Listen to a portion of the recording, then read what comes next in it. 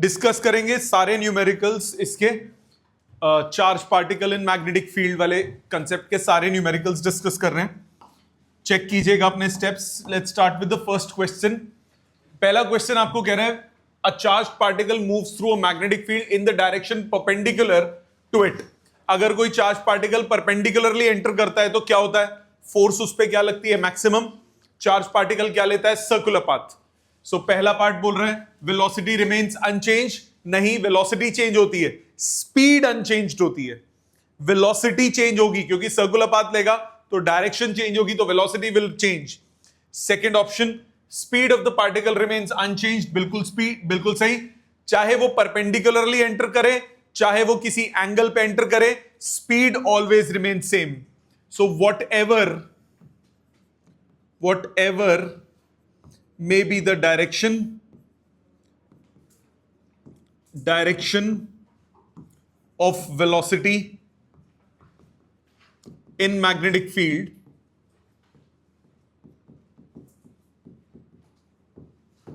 speed of charged particle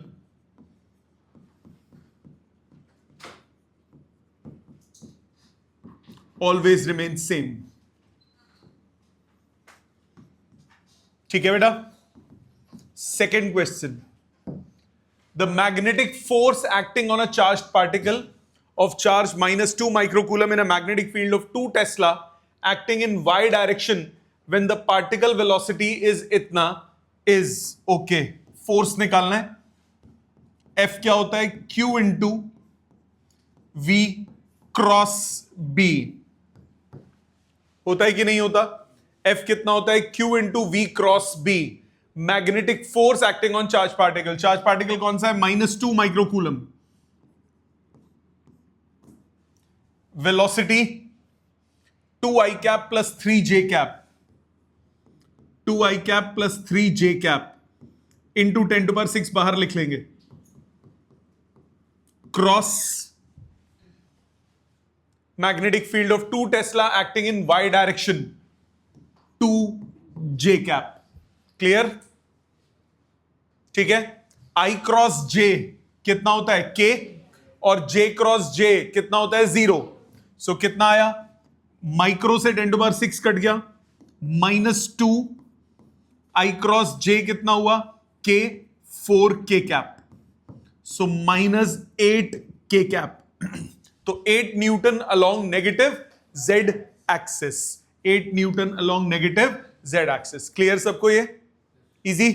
ये हो गया क्वेश्चन नंबर 2. थर्ड चेक कीजिए.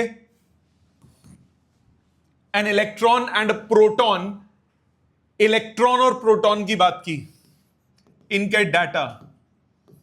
इलेक्ट्रॉन का mass 9.11 into 10⁻31 kg.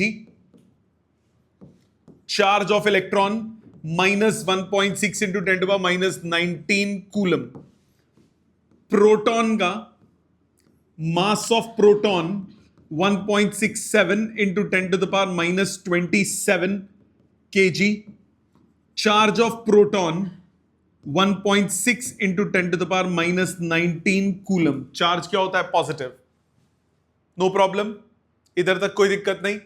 N electron and a proton moving with the same speed enter the same magnetic field. Speed दोनों की same है. Same magnetic field में दोनों एंटर हुए. at right angles to the direction of field, for which of the two particles will the radius of the circular path will be smaller? R of proton upon R of electron. Radius का formula क्या होता है? mv/bq. यही होता है ना? R कितना होता है? mv/bq.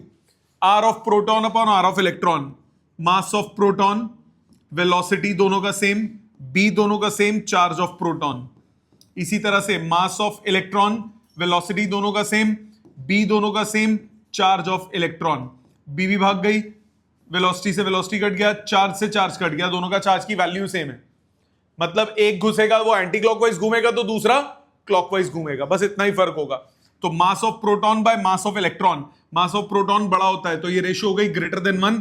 तो radius of proton is greater than radius of electron. तो आपको क्या बोला था? radius of circular path be smaller, so smaller किसका होगा, therefore electron will have smaller radius, circular path of small radius, circular path of smaller radii. ये बात clear सबको बेटा? No problem. आ जाते हैं फोर्थ पे. फोर्थ क्या कह रहा है? Which one of the following will experience maximum force when projected with same velocity perpendicular to the magnetic field? Alpha particle. Force on alpha is F is equal to Q V B sin 91 हो गया. और दूसरा कौन है? Beta particle. ये beta particle कौन होता है? बीटा पार्टिकल होता है इलेक्ट्रॉन. बीटा पार्टिकल जो है वो इलेक्ट्रॉन होता है. So force on beta particle कितना होगा? फोर्स ऑन बीटा पार्टिकल हो जाएगा charge of electron, velocity of electron into B, QVB. Same velocity से एंटर किए, force on alpha divided by force of beta, ये हो जाएगा charge on alpha by charge of electron. Charge on alpha होता है 4 times proton का charge, electron का E, ये हो गया 4, मतलब force on alpha is 4 times force on beta. So किस पे ज्यादा फोर्स लगेगी? अल्फा पार्टिकल पे. किस पे ज्यादा फोर्स लगेगी? अल्फा पार्टिकल पे. क्लियर ये सबको? ऑनलाइन क्लियर सबको बेटा? 4 तक सबको समझ में आ गए? आ जाओ फिफ्थ पे. आ जाओ फिफ्थ पे. फिफ्थ में क्या बोला? Which one of the following will describe the smallest circle when projected with velocity v perpendicular to the magnetic field? Alpha particle और beta particle. Radius of alpha divided by radius of beta. ये हो गया m alpha v alpha upon b into q alpha. ये हो गया m e v e b into q e. Yes or no? R is equal to mv by bq. R is equal to mv by bq. ठीक है. Velocity दोनों का same बोला हुआ है, बी भी सेम है, वेलोसिटी दोनों का सेम है. क्या बचा? M alpha upon mass of electron, Q E upon charge of alpha. मानते हो? रिश्ता देखते हैं. अल्फा की value, mass of alpha particle 4 times mass of proton, 1.67 into 10 to the power -27. Calculate नहीं करेंगे. डिवाइडेड बाय इलेक्ट्रॉन का 9.11 into 10 to the power -31 into charge of electron E, charge of alpha 2E. E से E cut गया, 2 से 4 cut गया 2.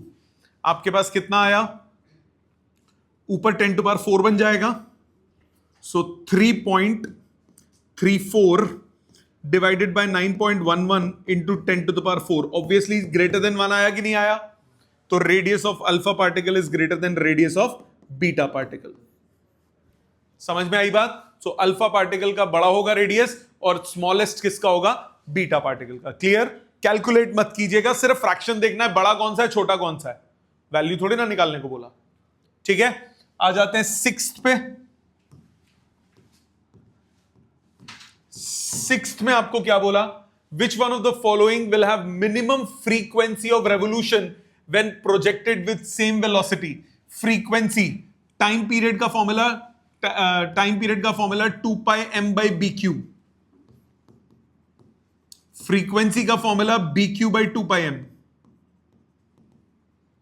आपको बोला किसकी फ्रीक्वेंसी कम होगी? अल्फा पार्टिकल और बीटा पार्टिकल की. Frequency of alpha is B into Q alpha upon 2 pi m alpha. और दूसरा कौन है? फ्रीक्वेंसी ऑफ बीटा, वो हो गया B into charge of beta upon 2 pi into mass of beta. 2 pi cut गया, B भी भाग गई. Q alpha upon Q beta into mass of beta upon mass of alpha. ठीक है. Charge on alpha 2E, beta E, mass of beta 9.11 into 10 to the power -31 और ये हो गया 1.67 into 10 to the power -27 into 4. E से E cut गया, 2 से 2 नीचे आ गया. अब ये रेशियो लेस देन 1 आई, न्यूमरेटर छोटा है, तो फ्रीक्वेंसी ऑफ अल्फा इज छोटा देन फ्रीक्वेंसी ऑफ बीटा. तो किसकी फ्रीक्वेंसी ज्यादा होगी? बीटा पार्टिकल की. किसकी कम होगी? अल्फा पार्टिकल की. क्लियर? समझ में आ गई बात? नेक्स्ट क्वेश्चन नंबर 7, 6 तक हो गए ना? क्वेश्चन नंबर 7, 7th क्या बोला? An electron beam projected along positive X axis experience force due to positive Y. So electron beam है तो चार्ज कितना हुआ? Minus E. Projected along X axis तो वेलोसिटी वेक्टर क्या हुआ? V I cap. experiences the force due to magnetic field along positive y axis, force हो गई F J cap. What is the direction of magnetic field? आपको B की direction निकालनी है. यही बोला सिचुएशन. फॉर्मूला क्या होता है? F is equal to Q into V cross B. So minus E into V कितना है? V I cap cross B नहीं पता, और फोर्स कहां है? F J cap. So minus F J cap is E times V I cap cross B. I cross K कितना होता है? माइनस J होता है. Therefore B is along positive Z axis because I cross K is minus J. ठीक है, समझ में आ गई बात? आ जाते हैं 8th पे.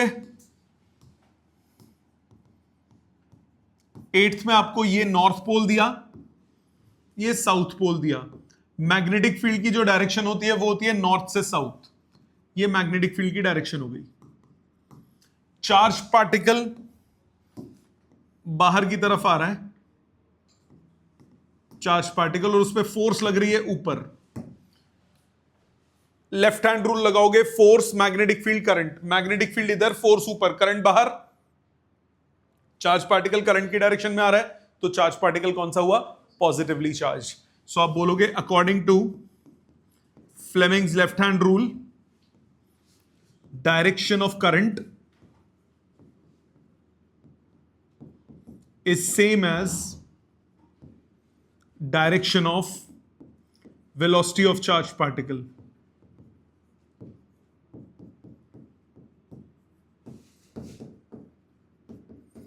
Therefore, charged particle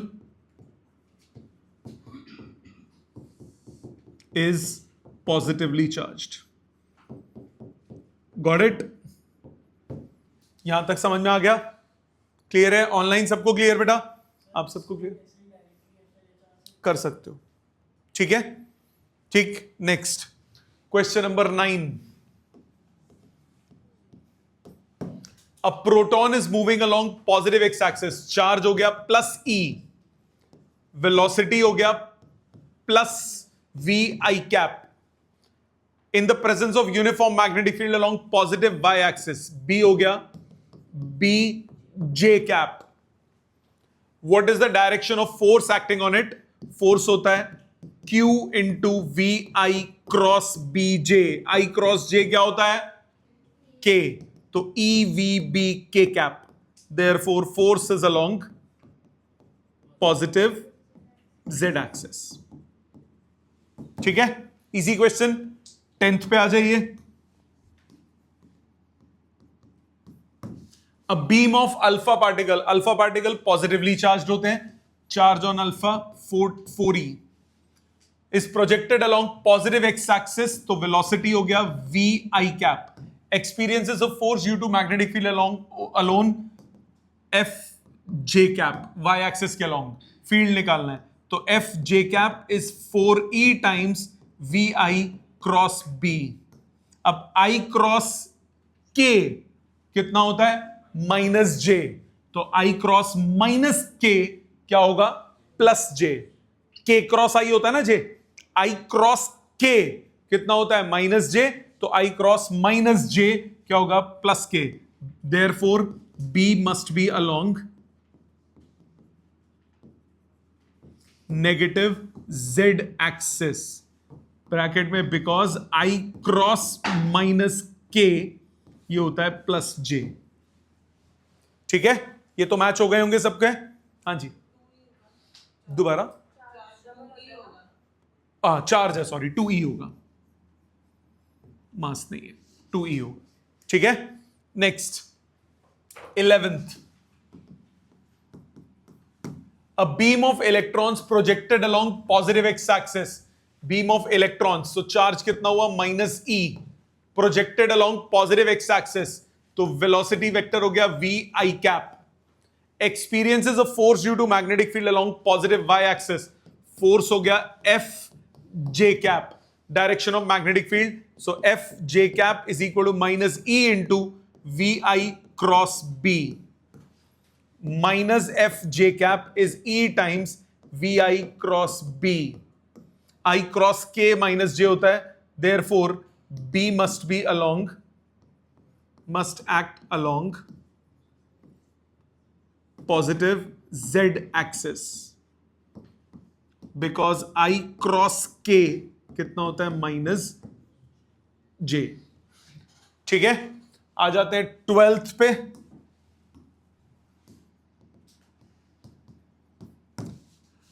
Ionized hydrogen atoms and alpha particle with same momenta enters perpendicular to a constant magnetic field B.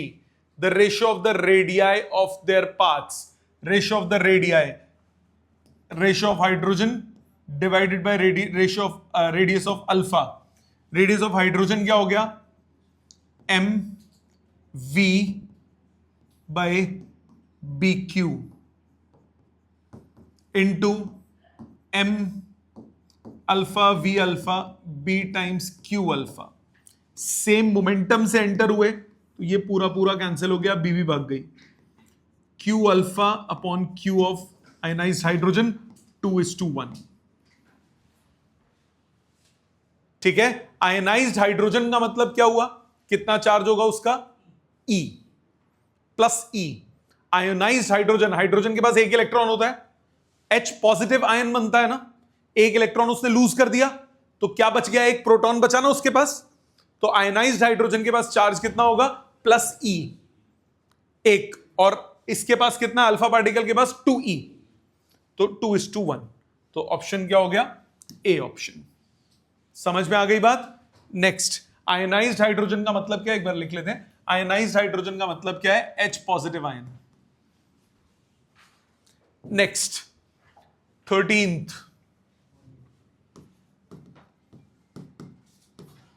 a proton and an alpha particle both enter uniform magnetic field moving at right angles to field. If the radius of circular path of both the particles are equal and the kinetic energy acquired by proton is itna, the kinetic energy acquired by alpha particle will be. Okay, अब आपको kinetic energy का रिश्ता चाहिए, ध्यान देना.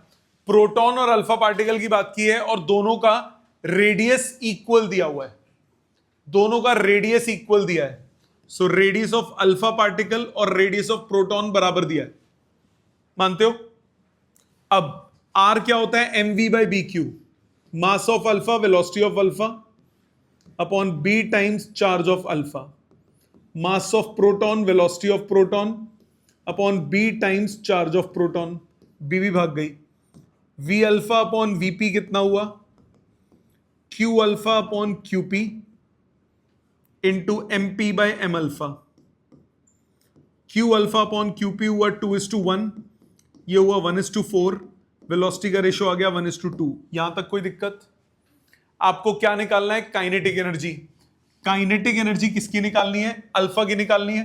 Kinetic energy of alpha upon kinetic energy of proton. Proton की पता है इसीलिए रेशियो ले ली मैंने, half m alpha v alpha square upon half mp vp square. Half half cut गया. m अल्फा अपॉन mp कितना हो गया, 4:1. v अल्फा अपॉन vp कितना है, 1:2. तो ये हुआ 1:4. रेशियो आ गया 1:1. So kinetic energy of alpha upon kinetic energy of proton कितना आया, 1. तो काइनेटिक एनर्जी ऑफ अल्फा कितना हुआ, काइनेटिक एनर्जी ऑफ प्रोटॉन के बराबर. और प्रोटॉन की कितनी दी हुई है, 1 मेगा इलेक्ट्रॉन वोल्ट. तो ये भी कितना हुआ, 1 मेगा इलेक्ट्रॉन वोल्ट. दोनों की काइनेटिक एनर्जी सेम आएगी. समझ में आ गई बात, लॉजिकली क्लियर, पक्का. इसी को करने का एक और तरीका है, इसी को करने का एक और तरीका है. आपने ऐसे नहीं किया, सपोज आप कहते हो नहीं मेरे को ये अच्छा नहीं लगा, मैं एक और तरीके से कर सकता हूं. क्या तरीका है, जरा ध्यान देना. बहुत इजी मेथड है, ध्यान से देखना. मैं ऐसे भी कर सकता हूं, रेडियस कितना होता है mv/bq, mv है मोमेंटम, मोमेंटम को √2m इंटू काइनेटिक एनर्जी लिख सकता हूं। क्लास 11 में पढ़ा था, मोमेंटम का square is equal to 2 mass into kinetic energy, पढ़ा था ना। तो मैं सीधा सीधा ये कर सकता हूं, radius of alpha, radius of proton, proton है दोनों बराबर दिए हुए हैं, मतलब 2 mass of alpha energy of alpha upon B into Q of alpha is equal to √2 mass of proton energy of proton upon B into charge of proton. B भी भाग गई, स्क्वायरिंग 2 से 2 कट गया, स्क्वायरिंग करो, M alpha E alpha upon Q alpha का square is equal to M P E P upon Q P का square. So आपके पास ई अल्फा कितना आ जाएगा, M P upon M alpha into Q alpha upon Q P का whole square into E P. यह आ गया 1:4, ये हो गया 4:1, Q alpha upon Q P का square into E P, cut के 1 मेगा इलेक्ट्रॉन वोल्ट आंसर। ऐसे भी कर सकते हो, ऐसे भी कर सकते हो, चॉइस आपकी, जैसे आपको स्ट्राइक करे। ठीक है जी, आ जाते हैं क्वेश्चन नंबर 14 पे।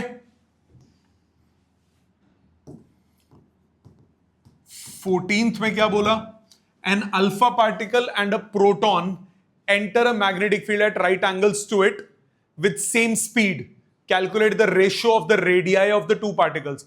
एक अल्फा पार्टिकल प्रोटॉन दोनों सेम स्पीड से आए, कल किया था question, R alpha upon R proton is M alpha V alpha upon B into Q alpha, M P V P upon B into Q P.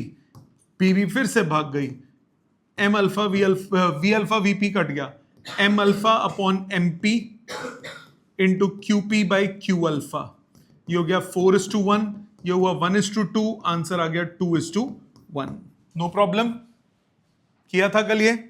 आ जाते हैं next, an alpha particle proton enter same magnetic field at right angles with same momenta. ये भी किया था कल, दोबारा कर लेते हैं। सेम मोमेंटा, मोमेंटम मतलब R alpha upon R P आपको निकालना है। ये हुआ M alpha V alpha upon B into Q alpha, M P V P upon B into Q P. ये पूरा पूरा एज इट इज कैंसिल हो गया, सेम मोमेंटम दिया हुआ है, फिर से बी भी भाग गई, आंसर कितना आया 1:2। क्लियर, याद है ये। आ जाते हैं 16th पे। 16th में बोल रहा है an alpha particle and a proton enter a magnetic field at right angle with same kinetic energy, मतलब half M alpha V alpha square is equal to half M P V P square. Half half cut गया, V alpha upon V P आपके पास आया M P upon M alpha का square root, मतलब 1:2। अब R alpha upon R P, M alpha V alpha upon B into Q alpha, M P V P upon B into Q P. B से B cancel, M alpha upon M P, V alpha upon V P, Q P by Q alpha. Answer आया 4:1, ये है 1:2 और ये भी 1:2, result आ गया 1:1। ये तो लास्ट क्लास में भी किए थे दोनों तीनों, सबको समझ में आ गया अच्छे से। नेक्स्ट 17th कह रहा है under the influence of a uniform magnetic field a charged particle moves with constant speed v in a circle of radius r, time period of rotation of particle। क्या होता है टाइम पीरियड का formula, time period होता है 2 pi m by bq, यही होता है। Options देखते हैं, depends on r and not v गलत, is independent of both v and r, it is independent of both velocity and radius। ठीक है, क्लियर, आगे पढ़ने की भी जरूरत नहीं। अगला 18th, a particle of mass m, charge q and kinetic energy t enters a transverse uniform magnetic field of induction b. After 3 seconds the kinetic energy of the particle will be t। kinetic energy में कभी change नहीं आता, it's a scalar quantity, speed always remains same, तो kinetic energy remains same. Kinetic energy will remain same because magnetic field is responsible for the change in direction only. सिर्फ direction में change करती है, magnitude पे उसको कोई फर्क नहीं पड़ता. आ जाते हैं 19th पे. यहां तक तो सबको क्लियर है ना? 19th पे ध्यान दो. A beam of electron passes undeflected through mutually perpendicular electric and magnetic field. कौन सा कॉन्सेप्ट हो गया ये? Velocity selector. Net force 0 हो जाएगी. If the electric field is switched off, the same magnetic field is maintained. Okay. अगर electric field आपने switch off कर दी, मैग्नेटिक फील्ड मेंटेन की, तो पार्टिकल क्या लेगा? Circular path. In the presence of magnetic field, in presence of magnetic field,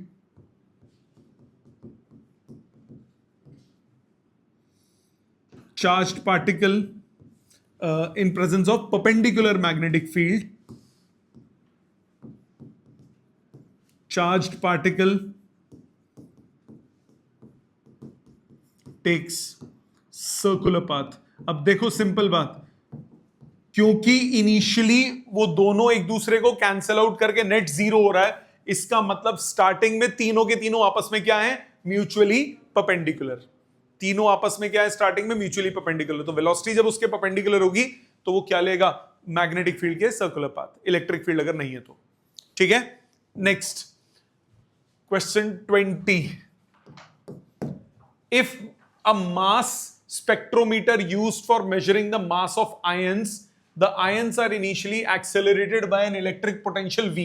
इतने से क्या समझ में आता है? Charge into voltage half mv square के बराबर हो गया. जब भी आप पोटेंशियल डिफरेंस लगा के एक्सेलरेट करते हो तो work done is equal to kinetic energy. पहली लाइन पढ़ने पे ये समझ में आया. And then made to describe semi circular path of radius R using magnetic field B. If V and B are kept constant, the ratio of charge to mass will be proportional to.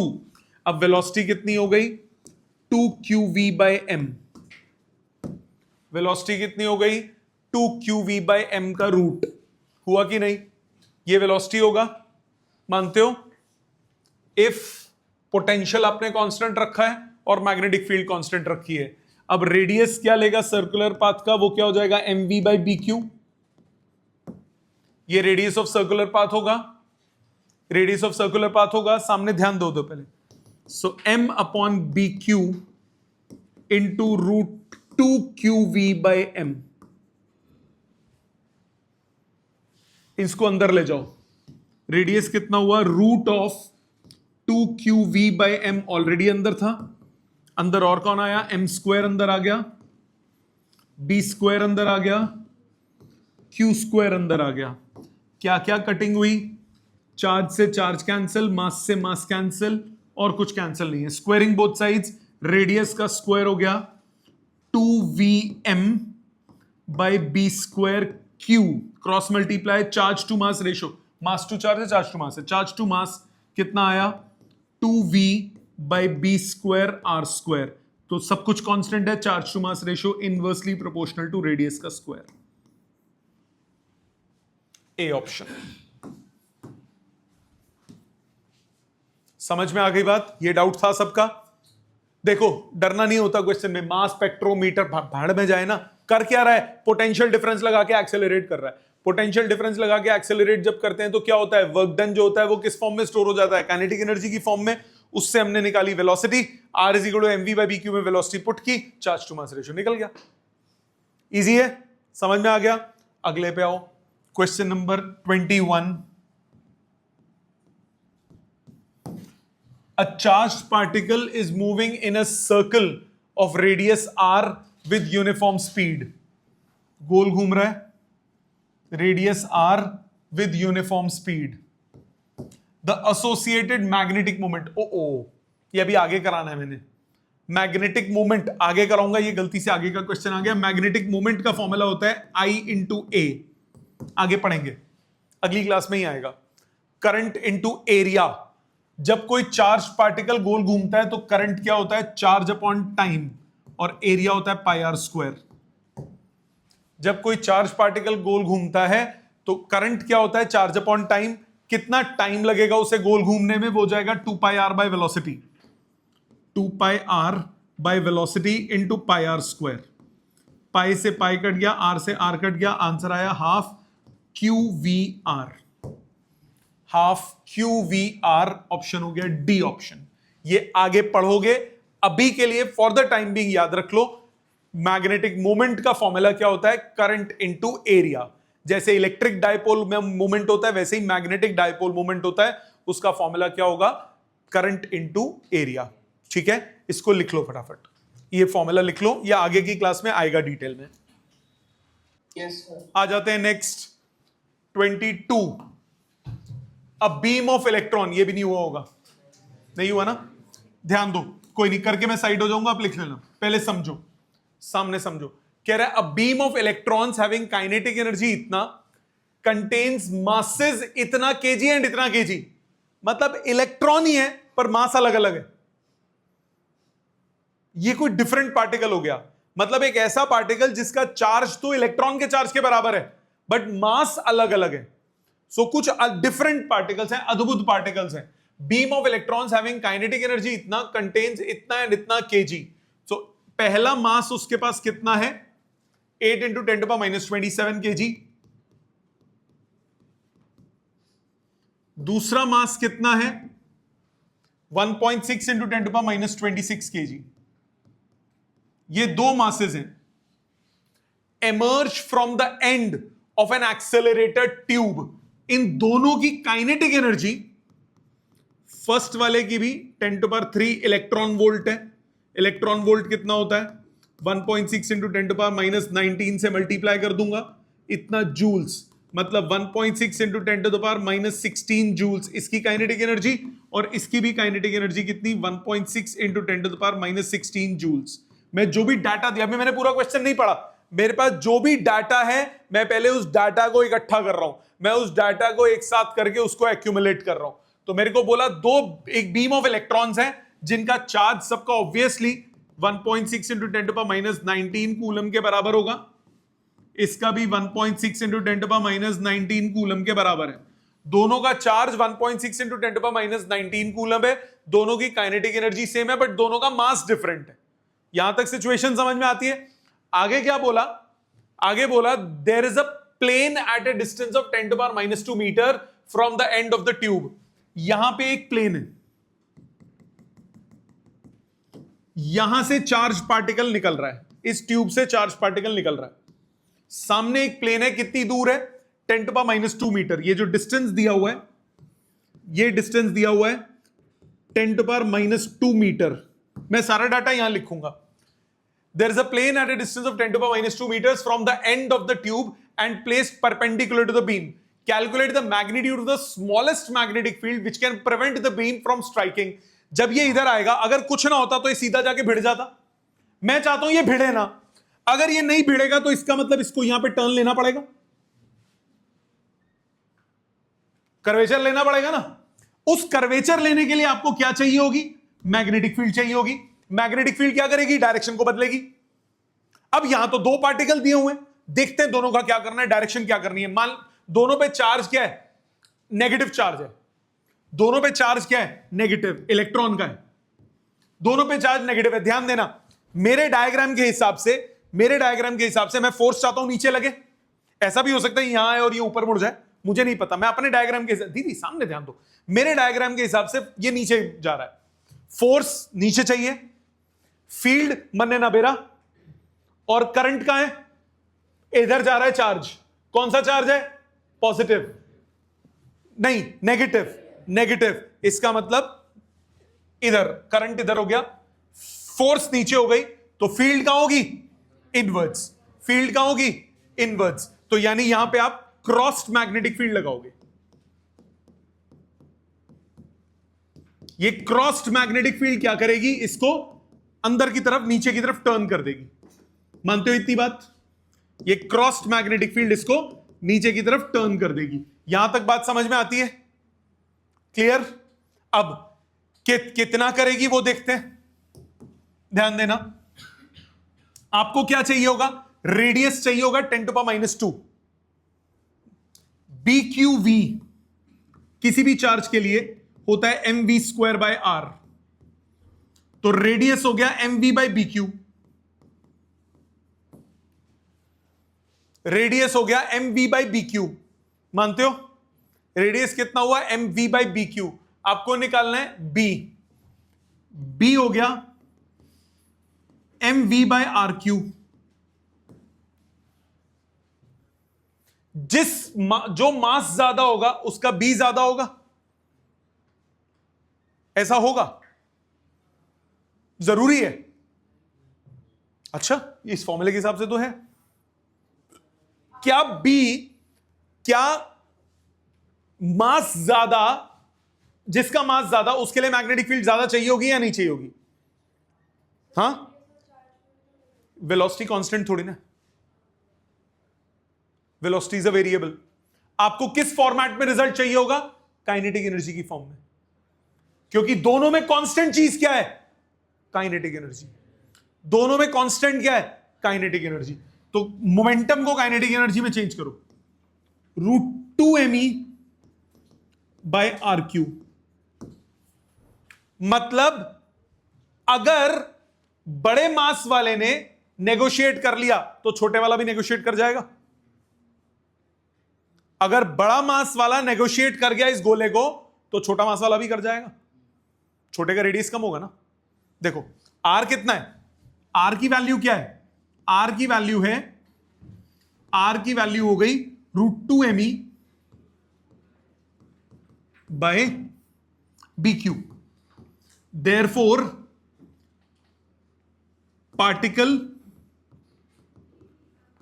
Having greater mass will take circular path of greater radius। बड़े मास वाला क्या लेगा? बड़ा radius. अगर बड़े मास वाला बड़ा radius लेगा, therefore if it can change direction before striking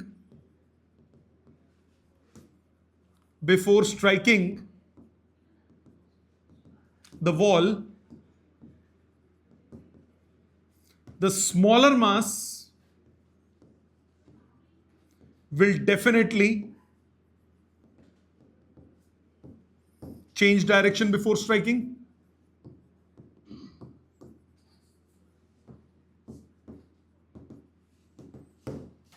बड़ा रेडियस है, छोटा मास आएगा वो जल्दी में घूम जाएगा ना, उसका रेडियस छोटा है। तो मतलब अब आपको काम किसके लिए करना है? बड़े मास के लिए। सो बड़े मास के लिए आ जाते हैं। For bigger mass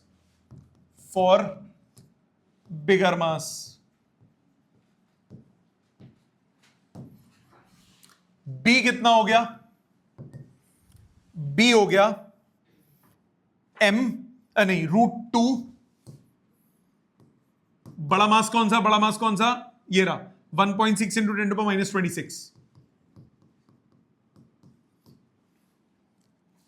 kinetic energy 1.6 into 10⁻16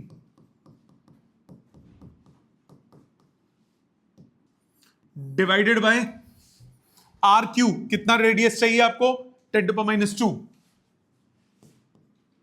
और चार्ज की वैल्यू कहां गई? चार्ज की वैल्यू, इलेक्ट्रॉन का चार्ज 1.6 इंटू 10⁻19। मानते हो बेटा? न्यूमरेटर में क्या कॉमन आया? 1.6 बाहर, √2 बचा अंदर, 10⁻42 हुआ ना ये, और उसका स्क्वायर रूट से बाहर आके -2 42 है तो 21। डिनोमिनेटर में क्या है? 1.6 इंटू 10⁻21। आंसर आया √2 टेस्ला। तो √2 टेस्ला जो है वो फील्ड बड़े वाले को घुमा देगी, तो छोटा वाला अपने आप घूम जाएगा। इससे ज्यादा लगाऊंगा तो और जल्दी घूमेगा, बट उसने क्या निकालना है, मिनिमम कितनी चाहिए, स्मॉलेस्ट कितनी चाहिए। Therefore smallest magnetic field required is of √2 Tesla. आया समझ? अच्छा लगा क्वेश्चन? लिखो प्लीज इसको। सबको क्लियर है यहां तक? आगे चलते हैं। नेक्स्ट क्वेश्चन है 23rd कह रहा है a charge Q is moving in a straight line is accelerated bye potential difference V। जब किसी चार्ज पार्टिकल को आप एक्सेलरेट करते हो, when a charge particle is accelerated by applying potential difference, so work done यानी charge into voltage उसमें kinetic energy की form में स्टोर हो जाता है, तो वेलोसिटी हो जाएगी √2qv by m। ये वेलोसिटी होगी उस पे, ठीक है, ये वेलोसिटी हो जाएगी। It enters a uniform magnetic field B perpendicular to its path। Magnetic field में आया perpendicular to its path if it enters perpendicular magnetic field, तो BQV किसके बराबर हो जाता है, mv² by r के। तो रेडियस किसके बराबर हो गया, mv by bq के। कोई दिक्कत? v की ये वैल्यू सब्स्टिट्यूट कर दो, so m upon bq square root of 2qv by m, अंदर ले जाओ, square root of 2qv by m into m² upon b² q²। Cancellations करो, सिंप्लीफाई करो, इधर m से m कट गया, चार्ज से चार्ज कैंसिल हो गया, √2mv by b² q। समझ में आ गई बात? रेडियस का आंसर आ गया, no problem.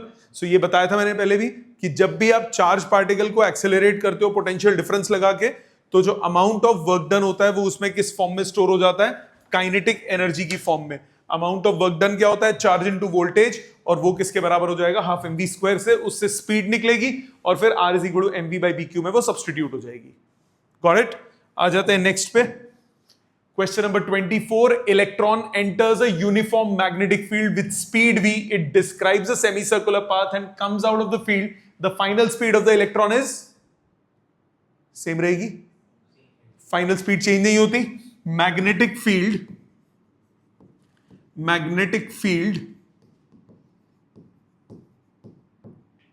does not affect the speed of charged particle, सिर्फ डायरेक्शन चेंज करती है, स्पीड पे कोई फर्क नहीं पड़ता, तो आंसर वी ही रहेगा। Got it? आ जाते हैं नेक्स्ट क्वेश्चन पे। ये इस साल के बोर्ड के पेपर में आया था, 2025 वाले पेपर में आया था। इसमें एक छोटी सी करेक्शन कर लो इसके आंसर में, ये इन होगा, ये आउट होगा, वो अप और डाउन लिखा हुआ है, वो इन और आउट कर लो उसको। अब जरा इस क्वेश्चन पे ध्यान दो, ये बहुत बच्चों का क्वेश्चन गलत हुआ था, ये इनफैक्ट सीबीएसई वालों का भी गलत हुआ था। मतलब जरा ध्यान देना, क्वेश्चन को बनाता हूं, लिखना नहीं, समझो। सीबीएसई जो वो इशू करती है ना, क्या कहते हैं उसको, मार्किंग स्कीम, उसमें भी गलत किया हुआ उन्होंने, और अभी मैं प्रूव करूंगा कि क्या गलती की हुई है। ये आपके पास चार्ज पार्टिकल आया पॉजिटिव, ऐसे घूमा और फिर ऐसे घूम गया। ये पॉइंट है P, ये पॉइंट है Q, ये पॉइंट है R। ये पाथ है, ऐसे फॉलो किया उसने। अब जो मैग्नेटिक फील्ड होती है वो क्या करती है, डायरेक्शन को चेंज करती है। मैग्नेटिक फील्ड डायरेक्शन को चेंज करती है। अब जरा ध्यान देना, ये पॉजिटिव चार्ज है, ये इस डायरेक्शन में आ रहा है, फोर्स अब ऊपर शिफ्ट हुआ, तो यानी यहां फोर्स ऊपर होगी कि नहीं होगी, यहां फोर्स ऊपर होगी, फोर्स ऊपर होगी, फोर्स इधर है, चार्ज पार्टिकल की वेलोसिटी इस तरफ है, force field current, force current इधर, पॉजिटिव चार्ज है तो फील्ड हो गए इनवर्ड, फील्ड हो गए इनवर्ड, मतलब मैग्नेटिक फील्ड का होनी चाहिए इनवर्ड। तो आप बोलोगे at P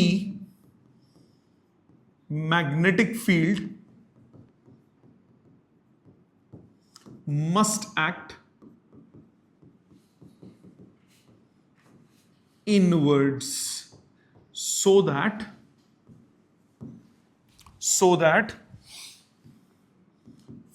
force on charged particle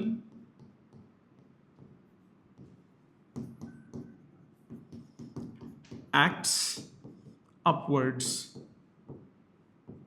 वो मैंने फोर्स लिख दिया था, अपवर्ड एक्ट करेगी, वो करेक्शन करके फील्ड की डायरेक्शन निकलनी थी, वो अप, मैंने फोर्स को लिख दिया कि अप होगा, इधर फोर्स डाउन होगा, तो वो गड़बड़ हुई थी मुझसे जब मैंने आंसर टाइप किए थे। तो पार्टिकल फोर्स कहां एक्ट करेगी? Upwards, therefore magnetic field eight P magnetic field must act inward so that force acts upward. ठीक है, समझ में आई बात? ये कैसे निकाला मैंने? According to Fleming's left hand rule. अब जरा आप मुझे बताओ, देखते हैं आप सीबीएसई वालों से इंटेलिजेंट होगी नहीं, फील्ड इनवर्ड हो या आउटवर्ड हो, ये चार्ज पार्टिकल की वेलोसिटी इधर है, आगे भी इसी डायरेक्शन में, क्या वेलोसिटी की डायरेक्शन चेंज हो रही है? तो यानी मैग्नेटिक फील्ड यहां क्या होगी? जीरो। सीबीएसई वालों ने इसका आंसर लिखा हुआ अपवर्ड, तो आंसर इसका क्या होगा? Zero. Know field must exist at Q because there is no change in direction। तो B at Q कितना होगा? जीरो। अभी दिखाता हूं, सीबीएसई का सैंपल पेपर दिखाता हूं तुम्हें, वो सैंपल पेपर मार्कशीट मार्कलिस्ट वो दिखाता हूं अभी, क्या बोलते हैं उसको, मार्किंग स्कीम। अब इस पे आ जाओ, तीसरे पे। इसमें चार्ज पार्टिकल इधर जा रहा है, फोर्स अब आपको नीचे चाहिए कि नहीं चाहिए? Force field current, force field current, force चाहिए नीचे, फील्ड नहीं पता, करंट इस तरफ, तो फोर्स कहां हो गई? फील्ड कहां हो गई? आउटवर्ड। तो यहां पे फील्ड क्या होनी चाहिए? Dot. At R magnetic field must act outward so that force acts downwards। समझ में आ गई बात? फिर से किससे? According to Fleming's left hand rule. यहां तक बात समझ में आती है? अच्छा, अब दूसरे पार्ट पे आते हैं। What can you say about the relative magnitude of magnetic fields? कहां ज्यादा होगा? आप खुद सोचो, ये बड़ा कर्वेचर है, ये छोटा कर्वेचर है, यहां रेडियस ऑफ कर्वेचर कम है, R is equal to M B by B Q होता है, R is equal to M B by B Q होता है। तो radius at R is less than radius at Q। यहां कर्वेचर बड़ा है, रेडियस बड़ा होगा, यहां कर्वेचर छोटा है, रेडियस छोटा होगा, मतलब magnetic field at R is less than magnetic field Q नहीं, radius at R is less than radius at P, तो magnetic field at R must be greater than magnetic field at P। तो सबसे ज्यादा magnetic field कहां पे हो गई? R पे, उससे कम P पे, और सबसे कम Q पे, क्योंकि Q पे तो क्या है? जीरो है कि नहीं है? समझ में आई? अब जरा सीबीएसई का देखो, मैं सीबीएसई का तुम्हें दिखाता हूं, मैंने डाउनलोड करके रखा है, एक सेकेंड। डाउनलोड्स,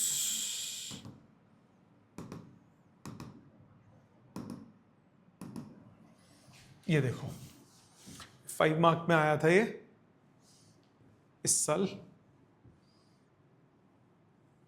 ये रहा, देखो magnetic field is acting into the plane of paper, Q पे magnetic field is into the plane of paper, as force is acting upward. अब मुझे यहां दिखा दो कोई फोर्स अपवर्ड कैसे एक्ट कर रही है क्यू पे, क्यू पे तो फोर्स है ही नहीं। वो क्या, उसका बोलने का मतलब है कि वो ऊपर जा रहा है। अरे ऊपर जा रहा है तो फोर्स जरूरी थोड़ी ना होती है ऊपर जाने के लिए, उसके पास मोमेंटम है, वो ऊपर जा रहा है, तो फील्ड नहीं होगी यहां पे। ये गलत है, 100% गलत है।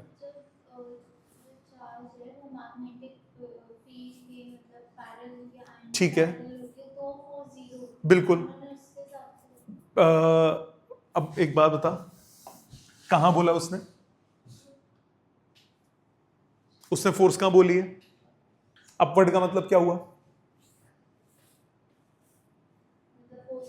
ये तो फोर्स की डायरेक्शन अपवर्ड बोल रहा है ना, फील्ड की डायरेक्शन तो वो into the plane of paper बोल रहा है, वो तो है ही नहीं, क्योंकि फील्ड अगर इनवर्ड है तो फोर्स ऊपर लग रही है, तो उसको कर्व हो जाना चाहिए था ना, और तो कर्व तो हो ही नहीं रहा, स्ट्रेट लाइन तो हो ही नहीं सकता। स्ट्रेट लाइन सिर्फ तभी होगा जब फील्ड क्या होगी? जीरो। समझ में आई बात? तो इसका आंसर क्या होना चाहिए? सीबीएसई के उसमें भी गलत है, इसका आंसर होना चाहिए जीरो, बी का। समझ में आ गई बात? क्लियर? ऑनलाइन क्लियर है बेटे सबको? आप सबको समझ में आ गई? इसको तमीज से लिख लो अपने हाथ से, ये इस साल स्कूल एग्जाम्स में बहुत आएगा। Next is question number 26। क्या कह रहा है 26?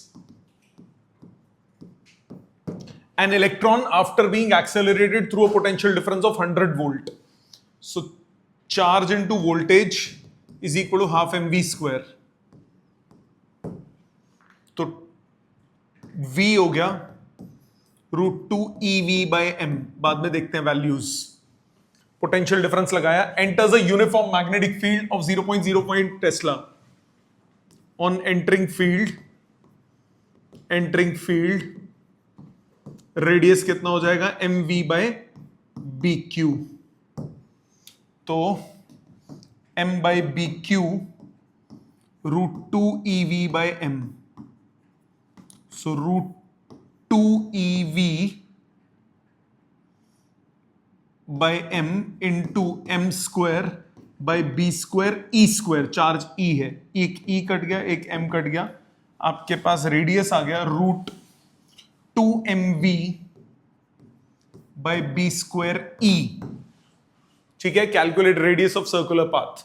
रेडियस निकालना है √2, mass of electron 9.1 into 10⁻31, potential difference अब 100 वोल्ट का लगाया, डिवाइडेड बाय मैग्नेटिक फील्ड है कितनी?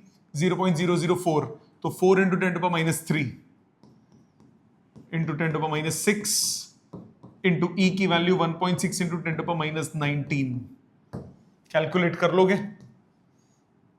2 से 4 काटा, 2 रूट ऑफ 9, इसको 91 को 9 ले लेते हैं, 9.1 को 9 ले रहा हूं जान के, ये हो गया 4 इंटू 2 इंटू 16, एक 10 ऊपर चला जाएगा, इंटू 16 एक 10 ऊपर चला गया, इंटू 10⁻31 और 3 हो गया -28,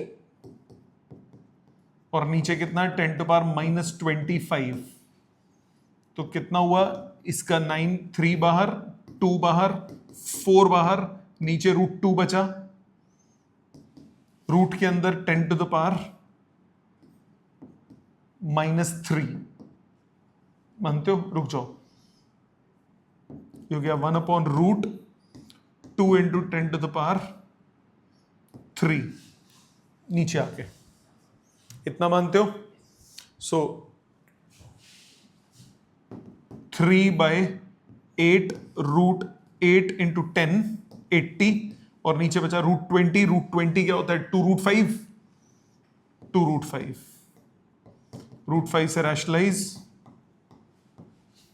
ये हो गया 5, 8 5 40, 8 5 40, 400 इंटू 2, 800, सो 3√5/800 मीटर्स। कितना है मिलीमीटर में आंसर? 10⁻³ 1000 से मल्टीप्लाई करो, आ जाएगा, कैलकुलेट हो जाएगा ना। √5 कितना होता है? 2.36 शायद, √5 2.36 होता है ना, 25 25 625, हाँ 2.36, तो राउंड ऑफ निकाल लेते हैं ना, 2.36 into 3, 6 × 18, 3 × 9 1 10, 3 6 1 7, 7.08, 7/8 into 10 to the power minus 2, तो 70/8 into 10 to the power minus 3, 8 8 is 64, 8 point something, 8 8 is 64, 4 बचा, 440, 8 8 is 64, 4 8.5, around 8.5 into 10 to the power minus 3 meters. क्या आंसर है? ठीक है ना, मैंने राउंड ऑफ बीच में मारा है ना, थोड़ा सा लॉजिकली समझ में आ गया. ठीक है, नेक्स्ट 27th क्या कह रहा है? 27th, an electron travels a circular path of radius 20 in a magnetic field of 2 into 10 to the power minus 3 Tesla. Radius है 20 सेंटीमीटर, मैग्नेटिक फील्ड है 2 into 10 to the power minus 3 Tesla. Calculate speed of electron, v निकालना है. r is equal to mv by bq, तो velocity कितना हुआ? bq r by mass. b कितना? 2 into 10 to the power minus 3 Tesla. Charge की value कौन है? Electron है, 1.6 into 10 to the power minus 19. Radius कितना दिया हुआ है? 2 into 10 to the power minus 1.2 divided by mass 9 into 10 to the power minus 31. मानते हो? ठीक है, कितना है ये? सॉल्व करो. 3.2 into 0.2, 3.6.4, 0.64 by 9 into 10 to the power. Numerator में कितना है? -22, डिनोमिनेटर में -31, ऊपर गया 9, 10 to the power 9, तो ये आ गया 64 by 9 into 10 to the power 7 meters per second. 7 9s are 63, 7.1 into 10 to the power 7 meters per second. पहला पार्ट क्लियर? ठीक, आगे क्या बोल रहा है? What potential difference through which electron must be accelerated to apply to this speed? So charge into voltage is equal to half mv square. आपको क्या निकालना है? v निकालना है. तो वोल्टेज क्या हुआ? Half mv square by E. मानते हो? अब मैं रुक जाओ. अब मैं क्या कर रहा हूं? मैं ये वैल्यू नहीं डाल, या तो v की ये वैल्यू डाल दूं या फिर ये वैल्यू डालूं, फिर सॉल्व करूं. कैलकुलेशन शायद छोटी हो जाए, करके देखते हैं. Half m by E, velocity का स्क्वायर हुआ b square, e square r square upon m square. एक m कट गया, एक e कट गया. सो हाफ b का square 4 into 10 to the power minus 6, radius का स्क्वायर ये हुआ 0.2 का square 4 into 10 to the power minus 2 divided by mass 9 into 10 to the power minus 31. अब बताओ, ये कैलकुलेशन इजी हो गई ना पहले उससे. अगर मैं इसका स्क्वायर करता, वैसे हो उससे भी जाता क्योंकि छोटी वैल्यू है, 49 सीधा सीधा डलता है. ये हो गया 2, ये हो गया 8 by 9 into 10 to the power कितना ऊपर जाएगा? -8 plus 31 के 23. बहुत कम आ रहा है, बहुत ज्यादा आ रहा है. मतलब बी स्क्वायर कुछ मिस तो नहीं हुआ मुझसे? बी स्क्वायर ई की वैल्यू मिस हो गई, तभी कह रहा हूं इतना बड़ा कैसे आ रहा है. ई की वैल्यू मिस कर दी मैंने, 1.6 into 10 to the power minus 19. इतनी बड़ी वैल्यू मिस हो गई. ठीक है, भयानक सी वैल्यू मिस हो गई.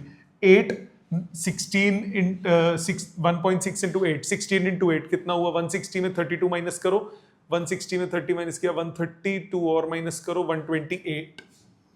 12.8 upon 9 into 10 to the power, ऊपर कितना आया? 19 6 25, 25 और 2 27 और ये 4. सो 128 by 9 किलो वोल्ट. ठीक है, समझ में आ गई बात? क्लियर? समझ में आया? ये हो गया क्वेश्चन नंबर 27. आ जाते हैं 28 पे. A uniform electric field and uniform magnetic field are acting along the same direction in a certain region. Electric field इधर है, मैग्नेटिक फील्ड भी इधर है. ये मैग्नेटिक फील्ड हो गई, सेम डायरेक्शन में एक्ट कर रहे हैं. Electron is projected in the region such that its velocity is pointed along the direction of the fields. तो किसका इफेक्ट आएगा? ये इलेक्ट्रॉन है. मैग्नेटिक फील्ड का कोई इफेक्ट नहीं होगा. और इलेक्ट्रॉन क्या करेगा? रिटार्ड करेगा कि नहीं करेगा? क्योंकि इलेक्ट्रिक फील्ड, इलेक्ट्रॉन नेगेटिव है, तो इलेक्ट्रॉन क्या होगा? ऑपोजिट डायरेक्शन में फोर्स लगेगी. So then the electron will turn towards right. नहीं, मूविंग नहीं करेगा. Speed will decrease. बिल्कुल सही, स्पीड कम हो जाएगी क्योंकि फोर्स कहाँ होगी? इलेक्ट्रिक फील्ड की वजह से फोर्स होगी. ऑपोजिट डायरेक्शन में इंक्रीज नहीं होगी क्योंकि इलेक्ट्रॉन है. प्रोटॉन होता तो इंक्रीज हो जाती, टर्न तो होगा ही नहीं. खैर ठीक है. 29th, when a proton is released from rest in a room, it starts with an initial acceleration a naught towards west. When it is projected towards north with velocity v naught, it moves with initial acceleration 3a naught towards west.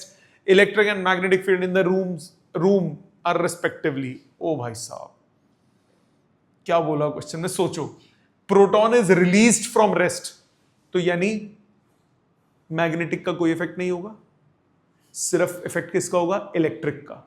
मतलब when it is released from rest, when it is released from rest, from rest only force will act due to electric field. So Q into E is equal to m into acceleration कितना है? a naught. और positive charge है और direction क्या होगी? along the west. तो electric field हो गई m a naught upon E along west. मानते हो? तो m a naught by E along west. तो ये भी हो सकता है, ये भी हो सकता है. बाकी दोनों तो उड़ गए, सीधे सीधे ऑप्शन से बाहर हो गए. अब आगे पढ़ते हैं. When it is projected towards north, अब जरा हमें बनाना पड़ेगा. नॉर्थ, साउथ, ईस्ट, वेस्ट, ये हो गई इलेक्ट्रिक फील्ड, ये कंफर्म्ड है. अलोंग द कहां था? वेस्ट था, sorry.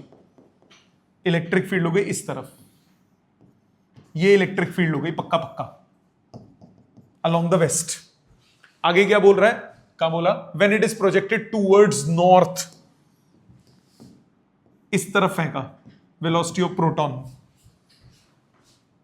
With speed v naught, it moves with an initial acceleration of 3a naught towards west. मतलब force due to magnetic field वो भी वेस्ट की तरफ लगेगी, तभी तो वो एड अप होगी. इलेक्ट्रॉन की वजह से एक्सेलरेशन, सॉरी इलेक्ट्रिक फील्ड की वजह से एक्सेलरेशन कितनी है? a naught. मैग्नेटिक की वजह से कितनी हो गई? 2a naught. तभी तो टोटल 3a naught होगी. So acceleration due to electric field is a naught. Therefore acceleration due to magnetic field will be 2a naught along west. Isn't it? तभी तो एड अप हुई ना. a naught तो electric field की तो लगनी है, मैग्नेटिक फील्ड भी है.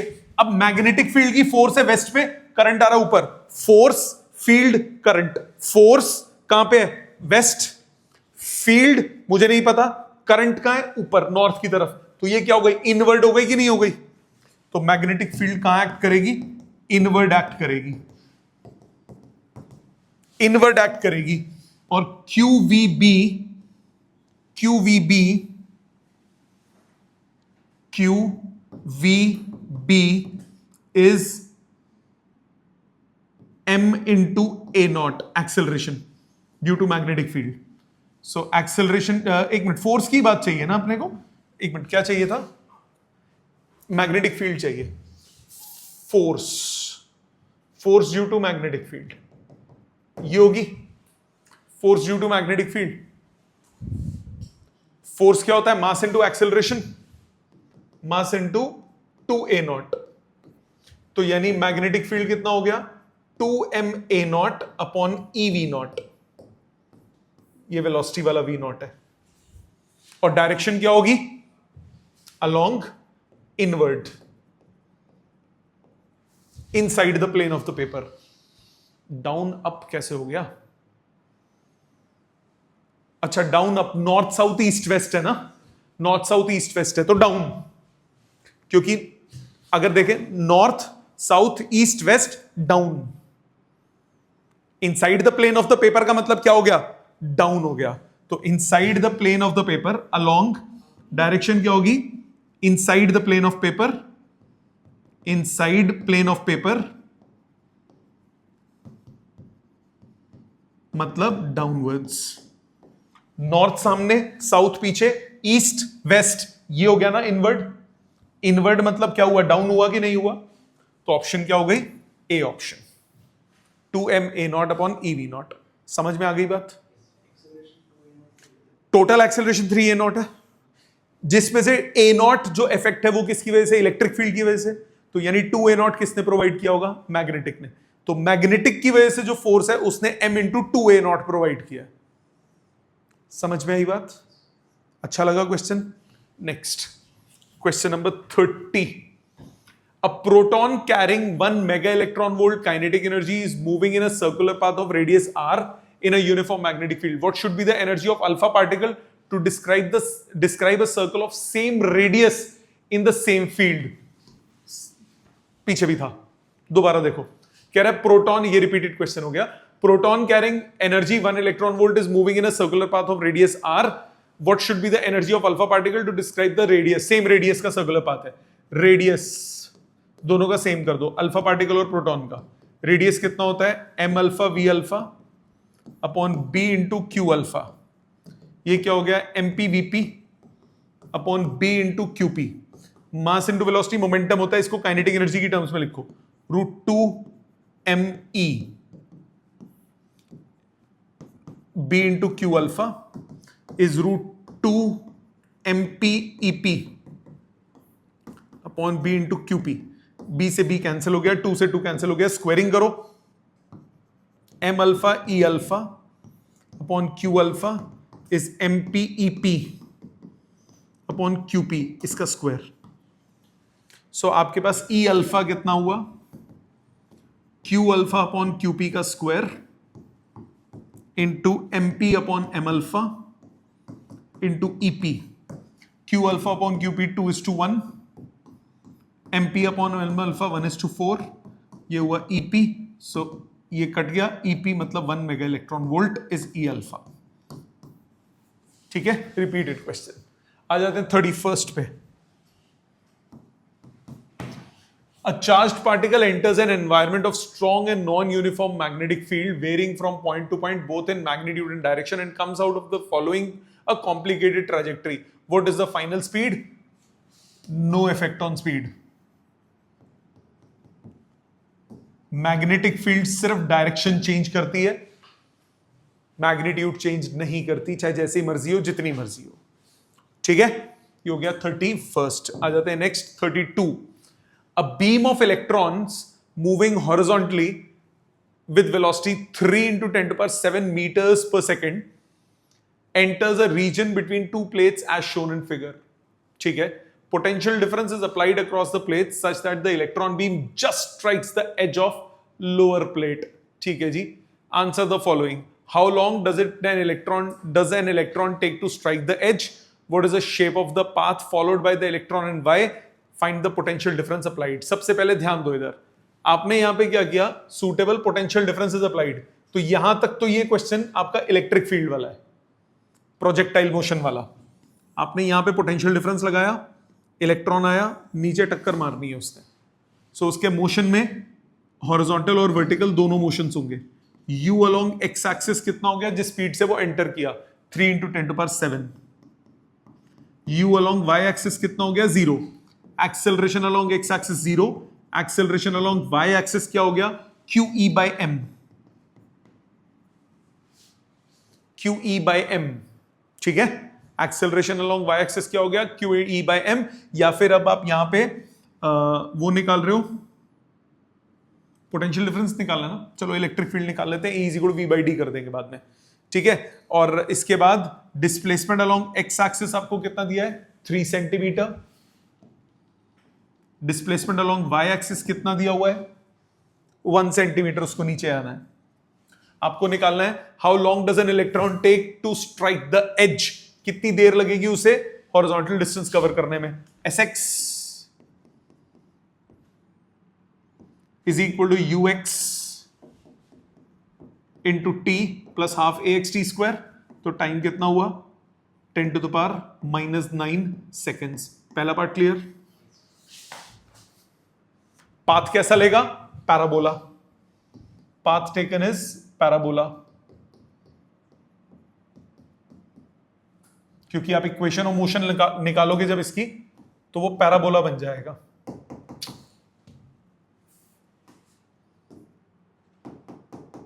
ओहो मिट गया।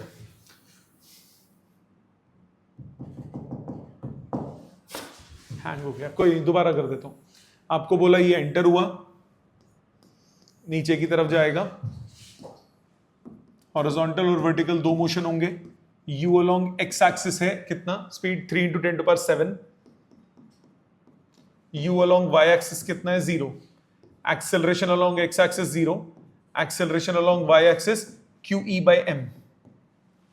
Displacement along x axis 3 centimetre, displacement along y axis 1 centimetre. Sx is equal to uxt plus half axt square. Displacement along x axis 3 × 10⁻², ux is 3 × 10⁻⁷ into t। ax कितना 0, टाइम आ गया 10⁻⁹ seconds. ठीक है ना। और path will be parabola.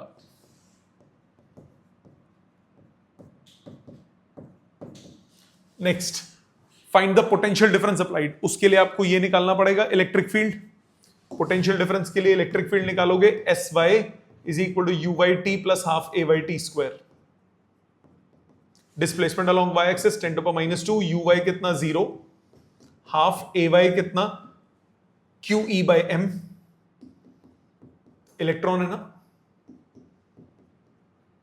E/m मास कितना, मास 9.1 × 10⁻31 into T square 10⁻18। E निकल जाएगा, निकालो E। ये आया 9.1 डिवाइडेड बाय 0.8, ये काट के into 10⁻³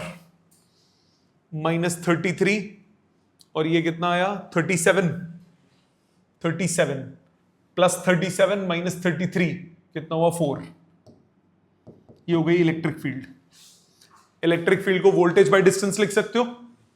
so 91/8 into 10⁴ is equal to voltage electric field into distance.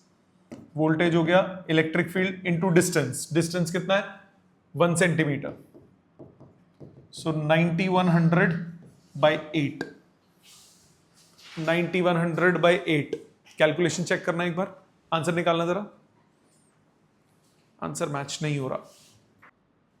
ध्यान दो, ये आंसर क्यों नहीं मैच हो रहा, इधर देखो। उसने बोला क्या, ये देखो, a suitable potential difference is applied, a beam of electron enter horizontally enters a region between two plates। between मतलब ये बिल्कुल मिडल में आया होगा, तो हॉरिजॉन्टल में फर्क नहीं पड़ा, वर्टिकल में फर्क पड़ जाएगा। ये मिडल से आया होगा, तो ये चार्ज पार्टिकल जो है वो मिडल से आया। कायदे से उसको बोलना चाहिए, पर ये बोर्ड का क्वेश्चन है, उन्होंने ऐसे ही दे दिया, मिडल में लिया होगा। तो मिडल का मतलब ये डिस्प्लेसमेंट ½ सेंटीमीटर लोगे। डिस्प्लेसमेंट ½ सेंटीमीटर का मतलब यहां पे by2 हो गया, यहां पे by2 होने का मतलब ये वापस से 1.6 हो गया, तभी हमारा आंसर डबल आ रहा था। ये आपका 1.6 आ गया, ये आपका 1.6 होगा, ये आपका 16 होगा। सो 9100/16 आंसर आ जाएगा 568.75। ठीक है, समझ में आ गया। तो एक छोटे छोटे पॉइंट्स पे ध्यान दो। Next, find the magnitude and direction of magnetic field which should be created in the space between the plates so that the electron beam goes undeviated।